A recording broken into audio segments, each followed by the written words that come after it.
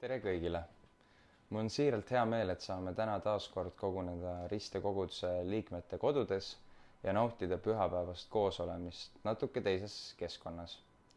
Ja aitäh kõigile peredele, kes sel suvel on oma koduuksed meile kõigile avanud. Kes mind veel ei tunne, siis mina olen Miikael ja oleme abikaasaga olnud osa Risteest käesoleva aasta algusest alates ja teenime kaasa peamiselt ülistuse valdkonnas. Ja tänase mõtiskluse fookuseks on samuti ülistus ja kui me mõtleme suvele ja puhkusele, siis see seostubki meilt enamjaolt sooja ilmaga ja lõõgastumisega ja suvi pakub ainulaadset võimalust astuda samme eemale meie igapäevaelu rütmidest. Me saame rohkem vabadust, rohkem liikumist ja võimaluse oma tavapärasest rutiinist välja tulla. Ja kindlasti on kalduvus puhata kõigest, sealhulgas panustamises suhtesse Jeesusega. Kuid tõeline puhkus, selline, mis virgutab nii keha kui hinge, hõlmab Jeesusega ühenduses püsimist. Matteuse 11. peatükis ja 28. salmis esitab Jeesus meile kutse. Tulge minu juurde kõik, kes olete vaevatud ja koormatud ja mina annan teile hingamise. Kuidas siis suvisel ajal tulla Jeesuse juurde ülistuses? Ja mis üldse on ülistus? Ülistus on midagi enamat kui lihtsalt pühapäeva hommikuti ristel laulude laulmine.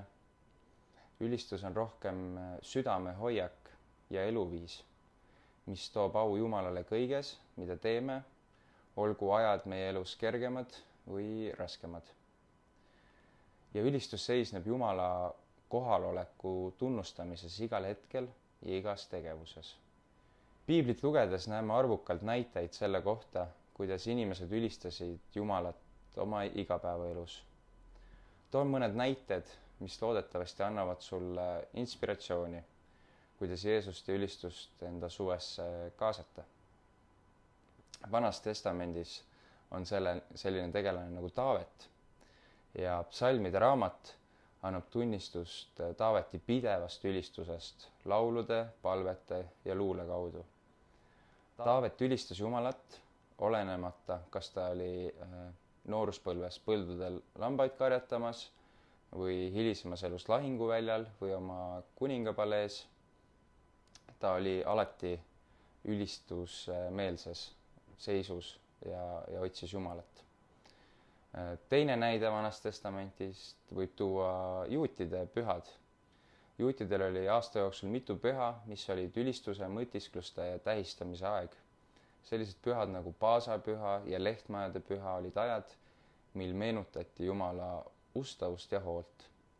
Ja samamoodi võivad meie suvised koosviibimised pere ja sõpradega olla võimalused tähistada ja meenutada Jumala õnnistusi meie eludes. Uuest testamendist saame välja tuua Maaria. Luuka 10. peatükist loeme Maariast, kes istus Jeesuse jalge ees ja kuulas tema õpetust. Hoolimata sellest, et tegelikult ta pidi oma õega Martaga külalisi võõrustama.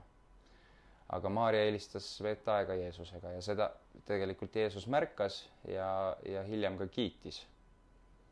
Ja samamoodi, kui naudime oma puhkuseid, istume me ikka puhkuse virvarri keskel.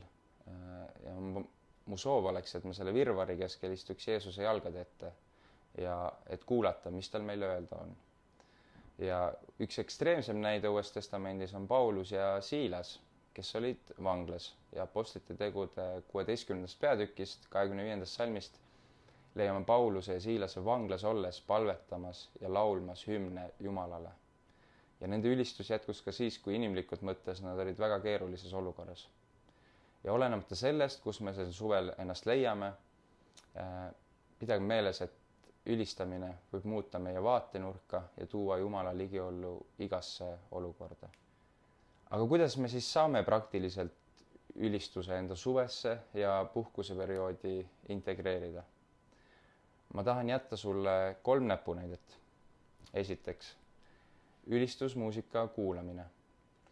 kas paned ise kokku või follow'd mõnda playlisti oma lemmikülistuslauludest ja kuula seda näiteks reisides, mere ääres olles või perega autosõidul. Las need laulusõnad meenutavad sulle Jumala armastust ja armu. Teiseks, vaikne aeg looduses. Veeda aega väljas, olgu see siis metsas, matkarajal, rannas või oma tagahoovis. Kasuta seda aega, et mõtiskleda Jumala loomingu üle, palvetada ja mõtiskleda tema headuse üle. Loodul on viis meid loojale lähemale tõmmata. Ja kolmandaks, palve ja üks-ühele aeg Jumalaga. Eralda oma suves aega palveks ja Jumala hääle kuulamiseks. Ja saad alustada tema ülistamisega. Ma ise jagan nüüd lühidalt enda tunnistust ülistamisest tegelikult käesoleva nädala sündmustest, kus sain kõiki neid 3 näpunäidet rakendada. Käesolev nädal on tegelikult minu enda jaoks olnud sisemiselt üsna ärev. Ütleks, et lausa ärevusfoon on olnud ebatervelt kõrge ja olen varasemalt ka ärevushäirega maadelnud. Ja nädala alguses selle samale mõtiskusele mõeldes ja ette valmistades tundsin, et oot Jumal, et sa näed, et ma võitlen praegu liigse ärevusega, et kus see loogika nüüd on, et ma jagan, kuidas Jeesusega koos puhata ja teda ülistada. Et kas see on mingisugune Jumala must huumor või kuidas see loogiline on. Aga ma usun, et Jumal kõnetas mind sel hetkel, et tema on ülistust väärt igas perioodis ja igal ajal. Ja sain teisipäeva õhtul selge idee, selge mõtte, mida õhtuga teha.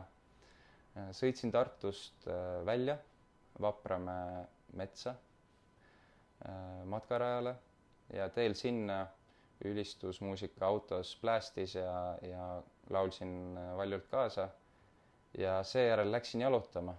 Jätsin telefoni lihtsalt autosse. Matkarajal oli 0 inimest, täielik vaikus, ainult looduse ilu ja hääled. Ja seal jalutades, mõtiskledes mingi hetk jäin seisma ja läksin palves isa ette. Ja teda just ülistades ja tänades kõige hea eest, mida ta mulle kinkinud. Ja see oli kosutav. Nii et mine sa tea, võib-olla ilma selle keerulise nädalata oleksin jäänud koju põksuma ja Netflixi vaatama. Ning mul polekski täna teile tunnistust jagada. Nii et püsides Jeesusega ühenduses erinevate ülistamisvormide kaudu, võime leida oma hingele tõelise puhkuse ja hingamise. Olgu see suvi hingamise aeg, kus me kogeme Jumala rahu ja kohalolu. Ma lõpetan palvega. Jumal, aitäh sulle selle kokkusaamise eest. Jumal, aitäh sulle nende inimeste eest, kes on kokku tulnud. Jumal, ja tõesti tänan sind sinu ülistuse eest ja selle eest, et see ei ole pelgalt muusika, mida me kuulame, laulud, mida me laulame, vaid see on midagi sügavamat ja see on meie südame hoiak. Jumal, ma tõesti palun, et piibli tegelaste eeskuju jälgides me võiksime kogeda, et me saame sind ülistada igal ajal. Jumal, olgu see kergem aeg, olgu see raskem aeg, olgu see puhkus, kui me olemegi oma tavapärasest rütmist täiesti eemal. Aga Jumal, ma palun, et need rütmid sinuga kontakti hoida, sind ülistada eri viisidel võiks olla ka läbi selle suve meie kõikidega. Amen.